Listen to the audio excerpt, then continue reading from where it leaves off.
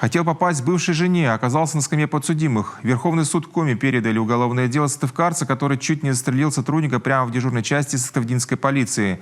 Откуда у задержанного оказался боевой пистолет и что ему теперь грозит за безрассудный поступок, расскажет Иван Беричевский. В ноябре прошлого года в дежурную часть сыктывдинской полиции позвонила напуганная женщина.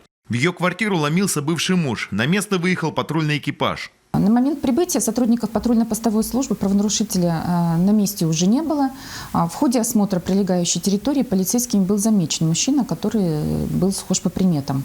Личность гражданина была установлена. Это мужчина 1985 года рождения. Ранее он был трижды судим по различным статьям. Он был задержан. Дебошира доставили в отдел полиции. На рамке металлоискателя сработала сигнализация. У задержанного нашли холодное оружие – штык-нож от автомата Калашникова. Полицейские заподозрили, что у мужчины есть и другие запрещенные предметы.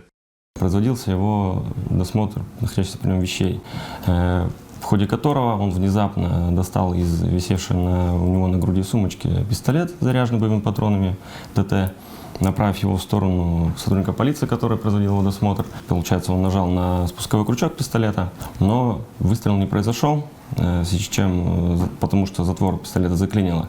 После осечки задержанный попытался перезарядить пистолет, но силовики успели его скрутить. При этом мужчина продолжал сопротивляться, оскорблял стражей порядка и одного ударил ногой. После того, как дебошира угомонили, помимо пистолета ТТ, у него изъяли 2 обоймы и 22 самодельных боевых патрона. Во время обыска в квартире обнаружили еще 64 патрона кустарного производства и 163 грамма пороха.